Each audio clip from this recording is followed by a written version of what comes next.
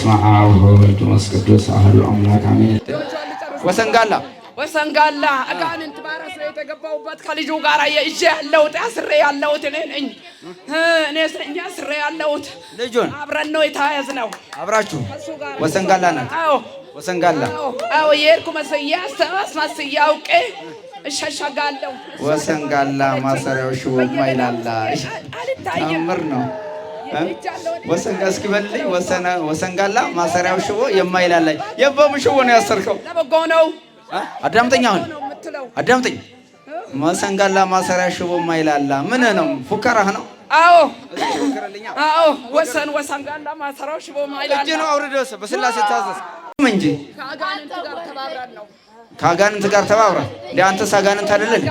አዳምጠኝ አዳምጠኝ። ለምጠይቅ መልስ አንተስ አጋንንት አይደለህ እንዴ? አጋንንት ነኝ። አዎ ወሰንጋላ ለምንድን ነው ቤትህ ወሰንጋላ ማሰሪያ ሽቦ ማይላላ?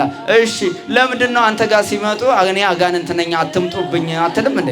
አብረን ስንዋሽ ነው። አስመስለን ነው። አዳልሞት የለም። አዳልሞት አለ ሰውም ባለ ተቋረስ አለ። ሁሉም አለ። ሁላችሁም አላችሁ። ሁሉም አለ። አዳል ሶማሌ አለ። አዳል ሶማሌ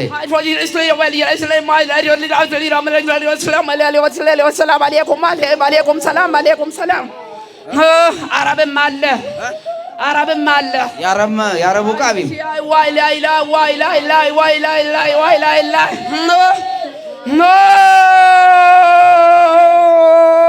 እንዲህ ነው እንግዲህ እናቶቻችን በእንደዚህ ላይ ነው ጊዜያቸውን የጨረሱት ማለት ነው። መስጊድ እየተሰራላቸው ጎጆ እየተቀለሰላቸው ጀበና ባለ 2 ጡት ጀበና እየተገበረላቸው ጥቁር በግ ቀይ በግ እየተገበረላቸው እናቶቻችን ይህንን ነው ይዘው የኖሩት ማለት ነው። በአሁን ሰዓት እኛ እናት እንግዲህ ባለቤትም ካለ ንስሐ መግቢያቸው ነው። ንስሐ ገብተው ቅዱስ ቁርባንን መቀበያቸው በልጆቻቸው ትምህርት የሆኑ ለልጆቻቸው በረከት የሚያቀርቡት አሁን ብዙ አብዛኛው ገጠሩ ያሉት ክልሎች ላይ ወይም ደግሞ በገጠር አካባቢ ላይ እንደነዚህ አይነት ሰዎች ናቸው ልጆቻቸውን ለተኩላ እየሰጡ ያሉት ማለት ነው። ለተኩላ እየሰጡት ደግሞ ለተኩላ መስጠት ማለት ደግሞ እሱ ራሱ ተኩላ ነው። መንፈሱ ራሱ ተኩላ ይሆንና ልክ ልጆቻቸው ነገሩ ሳይገባቸው ከዚህ እናመልጣለን ይሉና ትንሽ 1-2 መጽሐፍ ቅዱስ ካወቁ የመጽሐፍ ቃራ እንዴ እናቴ ኦርቶዶክስ ሆና ነው አይደል እንዴ ይሄንን ቃቤ ተሸከመችው እኔ ከኦርቶዶክስ ወጥቼ ሄጄ መናፍቅ በሆነስ ብለው የሚወጡ ልጆቻችን እንደዚህ አይነት መንፈስ ግን ምንድነው አልሸሹም ዞር አሉ። እና ዳልሞቲ እነ ጠቋር እነ ወሰንጋላ እና አዳኝ ወርቁ እነ ሻህ አንበሶ እነ ግራኝ አባጉሳ የሚገበሩት በግ ነው። በግ፣ ፍየል፣ ዶሮ አብዛኛው እንደዚህ በኦሮሚያ ክልል እንኳን ዶሮ የሚበሉ ሰዎች የለም። በአማራው ክልል ነው ዶሮ። በኦሮሞ ክልል ያሉት በዚህ በኦሮሚያ ክልል ላይ ያሉት እንደ ብሔራችን ተመሳስለው ማለት ነው። እኔ ኦሮሞ ነኝ። ኦሮሞ ላይ ያሉት ሰው በአባቴ በቀድማቴ በኩል ማገኛቸው እና ጠቋር አይደሉም የማገኛለሁ እነ ኦፋ ቡኮን ነው ቡሎ ገርቢ ናቸው። እነኚህ መንፈሶች የኔን አያቶች ሲያስገብሯቸው የነበሩት በግ ነበረ። ዶሮ አይታረድም። ዶሮ እንደ ርኩስ ነው። ልክ አማራው ጋር ደግሞ ስንሄድ እና ዳልሞቲ እነ ጠቋር እነ ወሰንገፊ እና አዳኝ ወርቁ ምን ይገበራሉ?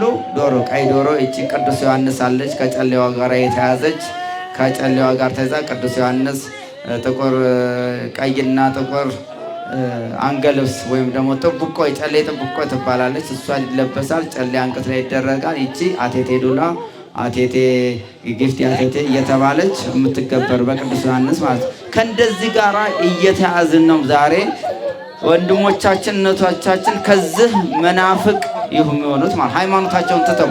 ኦርቶዶክስ እኮ ንጹህ ናት፣ አትወድም። ይህንን የሚከራከር መጽሐፍ ቅዱስ አንድ ነው። የኦርቶዶክስ ተዋህዶ ቤተክርስቲያን ውቃቢ አምልክ ጨሌያዝ የምትል እምነት የለንም። ኦርቶዶክስ ሆኖ በጨሌ እመን ገብር ቦረንትቻን ገብር የሚል መጽሐፍ ቅዱስ የላትም። ኦሮሞ ይሄን ደር የሚል የለም። በማንኛውም ቋንቋ ላይ በማንኛውም መጽሐፍ ቅዱስ ላይ በኦሮምኛም ያለ መጽሐፍ ቅዱስ፣ በትግርኛም ያለ መጽሐፍ ቅዱስ፣ በኦሮምኛም በአማርኛም በግዕዙም መጽሐፍ ቅዱስ አለን። ኦርቶዶክስ ተዋህዶ ጣዖት አምልኩ የምትል መጽሐፍ የላትም። አምላኳ ገዢዋ ንጉሷ ክርስቶስ ኢየሱስ ነው። ክርስቶስ ኢየሱስ ነው። የኦርቶዶክስ መሰረቷ ጉልላቷ ክርስቶስ ኢየሱስ ነው። ከክርስቶስ ውጪ አትሰብክም። ኦርቶዶክስ ክርስቶስን አትሰብክም የሚሉ መናፍቃኖች አሉ። ከእንደዚህ አይነት መንፈስ ወጣም ብለው ኦርቶዶክስ ክርስቶስን አትሰብክም፣ ጣዖት ነው የምታመልከው፣ ሌላ ነው የምታመልከው እያሉ እናቶቻቸውን ከእናቶቻቸው ከአባቶቻቸው ሕግ አፈንግጠው የሄዱ መናፍቅ የሆኑ ልጆቻችን ብዙ ግን ምንድነው አልሸሹም፣ ዞር አሉ ነው የሚያመልኩት። የ666 መንፈስ ማለት ነው ሉሲፈር። እነሱ ያኛው እና ዳልሞት እና ጠቋር እና ሰንገፊ እና አዳኝ ወርቁ ዶሮ ነው ቢገበርላቸው። ዶሮ ነበር እናቶቻችን ቢገበሩላቸው። ዶሮ በግ ያለው ደግሞ ሀብታም ከሆነ ሰው እንደ ድህነቱ ነበር ይገበርላቸው የነበረ። ከሌለም ደግሞ በጥቁር በድፍን ቡና ይገብሩላቸዋል። ያ ሁሉ ደግሞ ነቃ ሲል ደግሞ ምን አደረገ?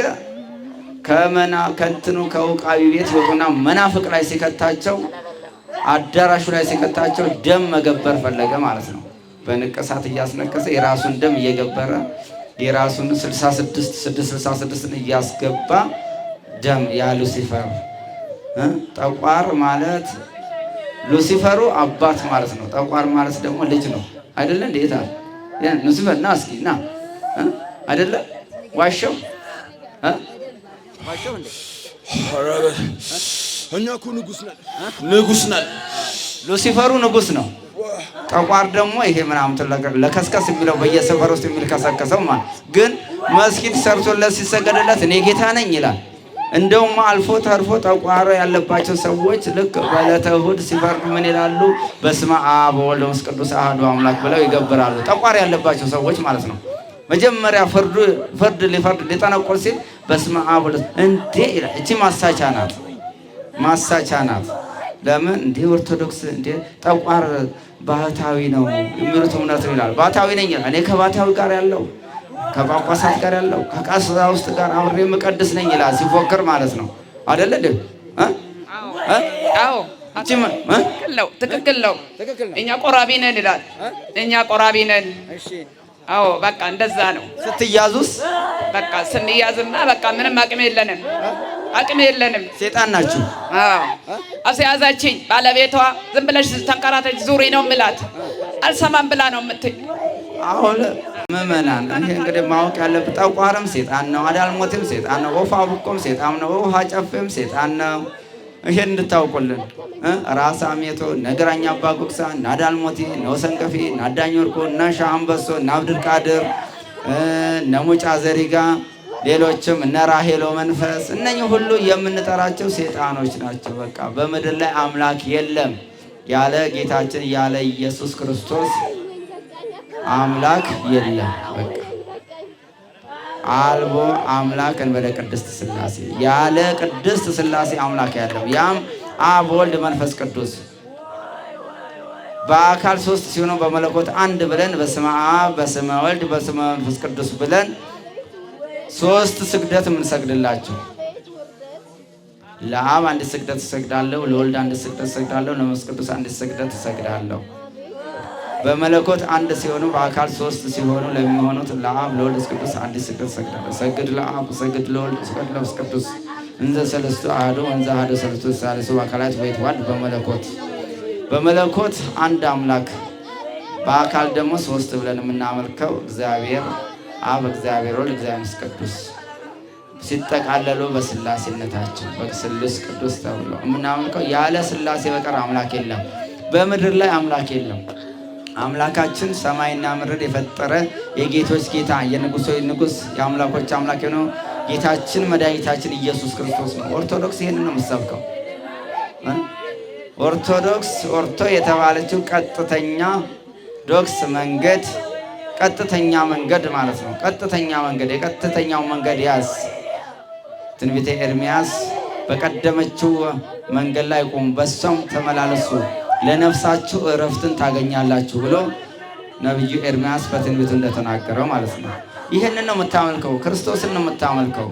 አማላጅ አትልም፣ ክርስቶስ አማላጅ አትልም። ኦርቶዶክስ አሰብክም ክርስቶስ ጌታ ነው፣ የጌቶች ጌታ ፈራጅ አማላጅ አትልም ብላ አትሰብክም፣ አታስተምርም። ፈራጅ የጌቶች ጌታ የንጉሶች ንጉስ እሱ ነው ክርስቶስ ነው ብላ ነው የምታስተምረው የምትሰብከው። ይሄንን አሰብክም ብለው ከቃልቻ ቤት ከውቃ ቤት ወጥተው ሌላ ክርስቶስን አማላጅ ነው ብለው የሚያመልኩ ሰዎች አሉ። ስለዚህ ከእንደነዚህ አይነት ከሐሰታዊ ነቢያት ከሐሰተኞች ነቢያት እንድትጠነቀቁ ቅድስት ቤተክርስቲያን መልእክቷን ታስተላልፋለች ማለት ነው። ወሰንጋላ ነህ? እንዴት? ለምንድን ነው ምንድን ነው የሚፎከርልህ? እንዴት ነው የምትፎክረው አንተ? ወሰንጋላ ማሰራው ሽቦ የማይላላ ለምንድን ነው ይሄ የተባለልህ? ሰው ነው የሰጠህ? አንተ ነው ያልከው? ከዛ አይለቅም። አዎ ለምን? ይኸው ለቀክ እኮ አሁን ተያዝክ እኮ አሁን። በረታችብኝ ካልሸብኩኝ። በረታችብህ? አዎ ምንም አታውቅ እኮ ዱዳ ነች። ግን አሁን ተቤት ጓሮ ሄደህ ትደበቅና ድንጋይ ተሸክማ ነው ከዚህ ገላግለኝ ልጄ ማርልኝ የምትለው። ልጆቼን ነገር አደራ በሰላም አውለ በሰላም አስገባልኝ ትላለች እኮ። ጸሎት እንኳን በስርዓት እኮ አታውቅም። በጸሎት አታውቅም ግን አሸነፈችም። በጭንቅላቷ ላይ ድንጋይ ተሸክማለች። አልተማረችም። ምንም የላትም። መቁጠሪያ የሚያስፈልገው ለእንደዚህ አይነት ነው። እንግዲህ ብዙዎች መቁጠሪያ አያስፈልግም። እነኝህ እንደው ሰዎች መቁጠሪያ እየቀጠቀጡ ገዝተው እየሸጡ እየነገዱ መቁጠሪያ ተጠቀሙ። በቃ መቁጠሪያ እኮ እየተጠቀሙ የቀድሞ አባቶቻችን ሳይማሩ በመቁጠሪያ ብቻ ተጠቅመውበታል። ዘመን ያመጣሹ ሳይሆን ዘመን ያመጣሹ ወይም ደግሞ በቤተ ክርስቲያን ሆኖ ዘመን ያመጣሹ የረቀቀው ካህን እኔ አዋቂ ነኝ የሚለው ካህን ብቻ ሳይሆን የቀደሙ አባቶች ሊቃውንተ ቤተ ክርስቲያን በመቁጠሪያ ተጠቅመዋል ማለት ነው። በመሀይምነታቸው 12 ጊዜ እግዚኦ መሐረነ ክርስቶስ ስላልተማሩት 21 ጊዜ እግዚኦ መሐረነ ክርስቶስ በሉ ሲባሉ ጣታቸውን ሳይቆጥሩ ዝም ብለው ይሄዳሉ። አሁን ግን ዘመን መቁጠሪያ ያስፈለገበት ምንድነው? 41 ጊዜ እግዚኦ መሐረነ መቁጠሪያዋን ቁጥሯን ሳብ እንደዚህ አይነቱን ማለት ነው። መቁጠሪያ እንግዲህ መቁጠሪያ ማለት ይሄ ነው፣ ሌላ ነገር አይደለም። 12 ጊዜ እግዚኦ መሐረነ ክርስቶስ ማለት አቅታቸው ምንም ያልተማሩ መሀይምም ቢሆኑ እኛን አስተምረው እነሱ ሳይማሩ እኛን ያስተማሩ አባቶቻችን ቅድማቶቻችን በዚህ በመቁጠሪያ ተጠቅመውበታል ማለት ነው። አጋንንትን ቀጥቅጠውበታል። ለምን? እግዚኦ መሐረነ ክርስቶስ 41 ጊዜ እግዚኦ መሐረነ ክርስቶስ ሲሉ ቁጥር ስላልተማሩ እችን ሳብ እያደረጉት ተመልሰው እዛች ምልክቷ ጋር ያመጧታል ማለት ነው። ስለዚህ 41 ጊዜ ጌታችን እንደ ኢየሱስ ክርስቶስ የተገረፈበትን አሰቡት ማለት ነው። አሰቡት። አልተማሩም። ማንም ሳስተማራቸው በመቁጠሪያ ራሳቸው እንደዚህ በሚቀጠቅጡበት ሰዓት በኢየሱስ ክርስቶስም ተቃጠለም ብንል እናቶቻችን የመለኮሳት ገዳማት ያሉ እኮ ምንም ማያውቁ መሀይም ሆነው ያልተማሩ እናቶቻችን በዚህ ድንቅ ስራ ሰጡ። መንግስተ ሰማያትን ወርሰውበታል ማለት ነው። በመቁጠሪያ በመቀጥቀጥ እግዚኦ መሐረነ ክርስቶስ በማለት ክርያላይሶ በማለት በእንተ ማርያም መሐረነ ክርስቶስ በማለት ይህንን በማለት ኤሎሄ ኤሎሄ ክርያላይሶም በማለት በመቁጠሪያው ተጠቅመውበታል። ስለዚህ ነው እኛ የአባቶቻችን በረከት በመቁጠሪያ ተጠቀሙ የምንለው። ስትሰግዱ ክርያላይሶ እያላችሁ ስገዱበት፣ ስትቀጠቅጡ በመቁጠሪያ ቀጥቅጡበት። መንፈሱ ይቃጠላል ማለት እችን መቁጠሪያ ሲያይ ራሱ መሀይም ቢሆን ይቃጠላል። ስትመቱት እንደዚህ ስትመቱት እናቶቻችን በላያችሁ ላይ ያለው መንፈስ እንግዲህ ከድንጋዩ መቁጠሪያው ከድንጋዩ አንስም ማለት ነው። ጭንቅላቷ ላይ አድርጋ ራሷ ላይ ተሸክማ ነው ልጆቼን ቅዱስ ሚካኤል ተከተልልኝ መላእክትን ላክልኝ ከነሱ ኋላ ትላለች። ግን አልተማረችም። ምንም የላት ምንም ትምህርት የለባት። ግን አሸነፈችም። እንግዲህ ድንጋይ ተሸክሞ ከመለመን መቁጠሪያ መቁጠሩ አይሻልም? ተደብቃ ነው የምንለምነው። እግዚአብሔር የዋሃን አምላክ ነው። በቃ እግዚአብሔር የዋሃን የቤታንያን ድንጋይ አንቀሳቅሶ ያስመሰገነ አምላክ ጌታችን አምላካችን መድኃኒታችን ኢየሱስ ክርስቶስ ለየዋህነ ልብ ደግሞ መቁጠሪያ ቢጠቀሙ አንተ መለኩሴ ነህ፣ አንተ መለኩሴ አይደለም አይልም። በቃ ይህን ግንድ ቆርጠን በስመ ሥላሴ ብንቀጠቅጠው ይቀጠቀጣል ማለት ነው።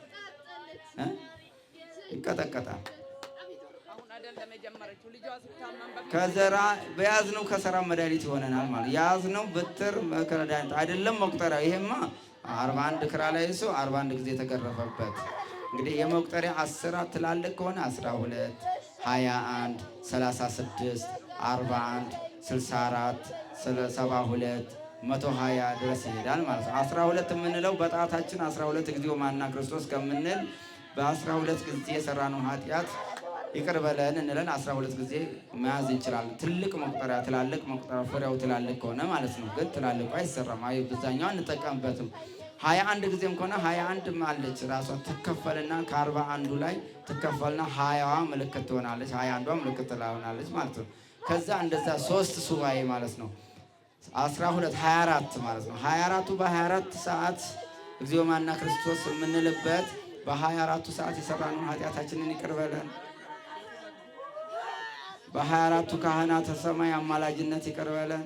36 አለ 36ቱ ይካፈልና ከ41 ላይ ምልክት ይደረግና 36 ይሆን። 36ቱ ጌታችን መድኃኒታችን ኢየሱስ ክርስቶስ ያገለግሉት የነበሩት 36ቱ ቅዱሳን አንስት ማለት ነው።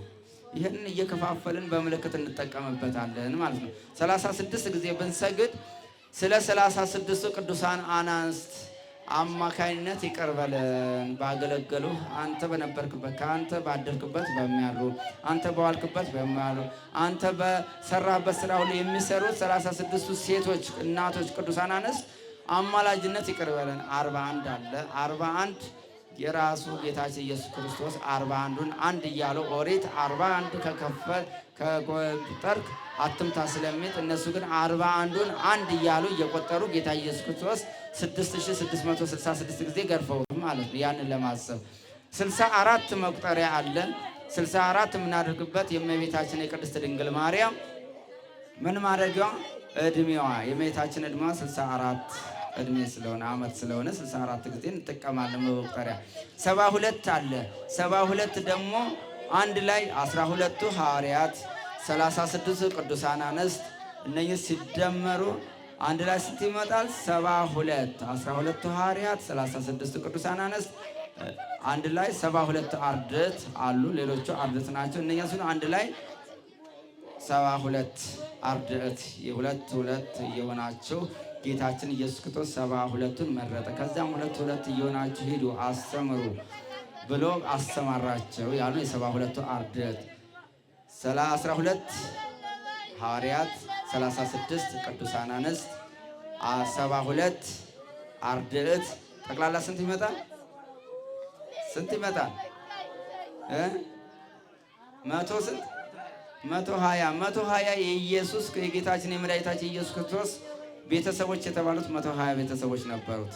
ባደረበት የሚያድር ባለቀሰበት ባዘነበት አብረውት የሚያለቅሱ የሚያዝኑ መከራውን አብረው የተቀበሉ 120 ቤተሰቦች 120 ጊዜ ስንሰግድ በ120 ቤተሰቦች እኛም ቤተሰቦች ነን። በዛን ጊዜ ስጋዊ ለብሶ በተመላለሰ በእስራኤል ከቤተልሔም እስከ ቀራንዮ በደረሰበት ሰዓት ጌታችን 33 ዓመት ሙሉ መከራን ሲቀበል ከሱ ጋር ያልተለዩ ስትናቸው 120 ቤተሰቦች ነበሩ። እነሱም እነ ማርያም መግደላዊት፣ እነ ማርያም መንተፍረት፣ ሐዋርያት ማቴዎስ፣ ማርቆስ፣ ሉቃስ፣ ዮሐንስ፣ እንድርያስ፣ ፊልጶስ፣ በርተሎሜዎስ እነዚህ ሁሉ አንድ ላይ ተቆጥረው 72ቱ አርድእት ጋራ 120 ቤተሰቦች። ስለዚህ መቁጠሪያ 120 የምንጠቀመው የምንሰግድበት የምንቀጠቅጠው በዛ ነው ማለት ነው። እና ምዕመናን አንዳንድ ጊዜ ያው እንግዲህ ለመድኃኒት እንዲሆን መቁጠሪያውንም እየገዛችሁ ቤታችሁ ያለውን መንፈስ ስትቀጠቅጡ ራሱ ታገኙበታላችሁ ማለት ነው።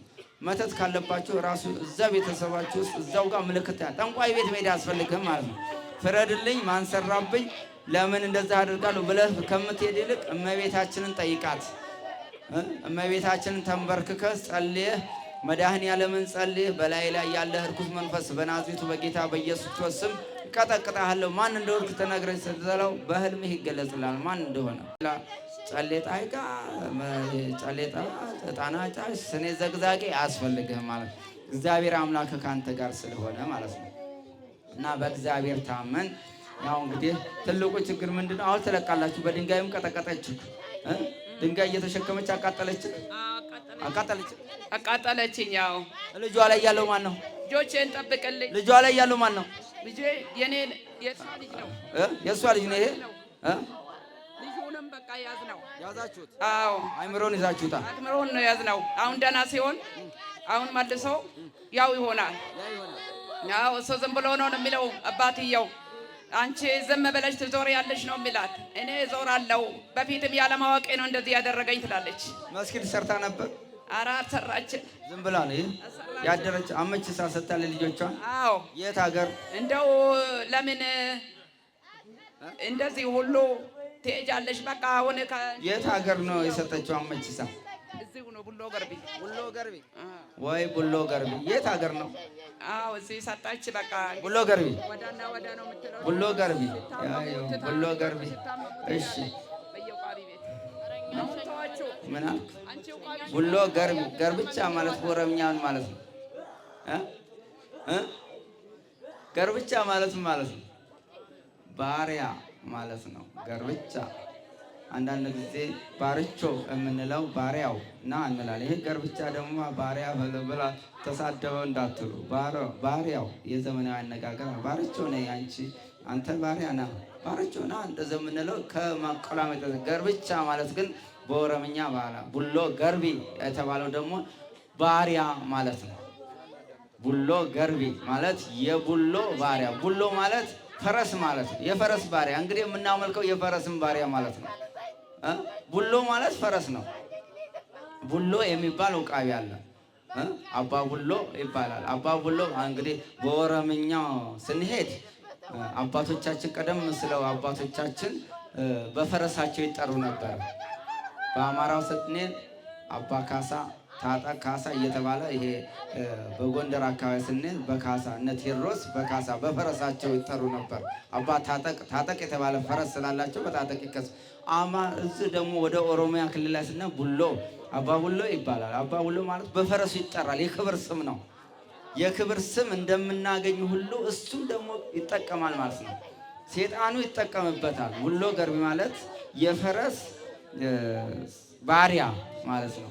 ብኤልዜቡል ከተባለ ብኤልዜቡል የዝንቦች አለቃ ነው።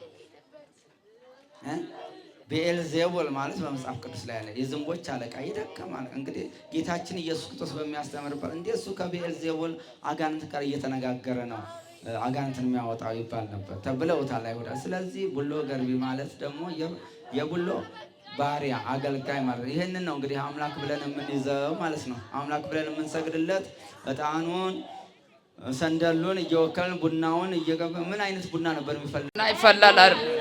ማክሰኞ ቡና ይፈላል። ማክሰኞ እና መቼ? ዓርብ ሮብ። ዓርብ ሮብ። አዎ ዓርብ ሮብ ለምን መረጣችሁት? አዎ እሱን ሁሉ በቃ ተዋጭሳ እኔ አጣቅማኝም አይጣቅምሽም አለዋት። ልጆቹ አስጣሏት። አሁን ደግሞ ወደ ኋላ አሉባት ልጆቹ። እሷን ፍልጫ አድርጉና ሰው ወደ ኋላ የፈለገ ነገር በሆነ እኔ ወደ ሌላ አልመለስም። ሰው ተይ ይሄንን ባትተይ እንደዚህ አትሆኝም ይለኛል ግን ይላታል። እሱ በሞት ጦር ቢደቀንብኝ ተንግዲህ ወደ ሞት ነው እንጂ ልጆቼ የፈለጉትን ይሁኑ እንጂ ወደዛ አልመለስም። እግዚአብሔር ይቅር በለኝ። የፊቱ ሳላውቅ የሰራሁትን ነው የምትለው። አዎ እንግዲህ ያለፈው ዘመኔ ይበቃኛል ነው ያለው ሐዋርያው ጳውሎስ። ያለፈው ዘመኔ ሰውን ያሳደድኩበት፣ አይሁድን የገደልኩበት፣ ያሰርኩበት፣ የገረፍኩበት፣ ጠንቋይ ቤት የሄድኩበት፣ የሰገድኩበት፣ የተንበረከኩበት ያለፈው ዘመኔ ይበቃኛል። አሁን ይህንን ልንል ያስፈልግን። ያለፈው ዘመናችን ይበቃናል። ሰግደናል፣ ሰው ገለናል፣ ነፍሳት ፍተናል፣ ገብረናል፣ ለጠንቋውም ለቃልቻውም ሄደን ሰግደናል። ግን አሁን በአዲስ ዘመን ሆነን ለአዲስ ልጆች በጌታ በኢየሱስ ክርስቶስ ተቀድሰን አዲስ ሰው መሆን ያስፈልገናል። አዲሱን ልብስ ክርስቶስን ልበሱት ነው የሚለው ወንጌል። አዲሱን ልብስ ክርስቶስን ልንለብስ ያስፈልገናል ማለት ነው።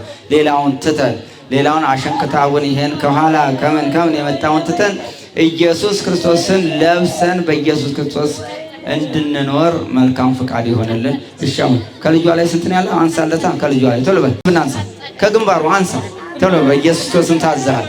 ከግንባሩ አንሳ ቶሎ አንሳ፣ እንዳታጨናንቀው። ያው እንግዲህ ልጁም ጤነኛ ስላልሆነ ያው እንግዲህ ቡሎ ገርቢ እየተገበረ ያለ መንፈስ ወሰን ገፊን አዳኝ ወርቆች አንበስን ይዘን ሰላም አናገኝም ማለት ነው። አነሳ ሰበሰብክ፣ አሁን ትሄዳላችሁ። እሺ በልጆቿ በሀብቷ በንብረቷ በገንዘቧ ዳግም እንዳትገባ በጌታ በኢየሱስ ክርስቶስ አስሬያለሁ። ሲኦል ትታሰራለህ። በርክ አንተ ምንድን ነህ? ና በስላሴ ስም በድንግል ማርያም ስም በቅዱስ ሚካኤል ስም ሲኦል ታስረናል። በወላዲተ አምላክ ስም ሲኦል ታስረናል። ላንመለስ ለዘላለም በልጆቻቸው በሀብታቸው በንብረታቸው በድላቸው በቤተሰቦቻቸው በድላቸው ምንም ስራ ላንሰራ በናዝሬቱ በጌታ በኢየሱስ ክርስቶስ ስም ሲኦል ታስረናል። በጌታ በኢየሱስ ክርስቶስ ስም በቅድስት ሥላሴ ስም በድንግል ማርያም ስም በኪዳነ ምሕረት ሲኦል አስሬያቸዋል። 7 ጊዜ ጩኸና አውጡ። ቶሎ ቶሎ ቶሎ በል አት ቶሎ ቶሎ በል 7 ጊዜ ጩኸና አውጡ እኮ ቶሎ በል ቶሎ ቶሎ በል 7 ጊዜ ጩኸና አውጡ።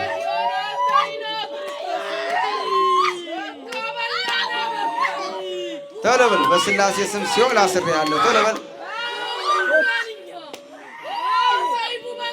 እግዚአብሔር ይገስጽ።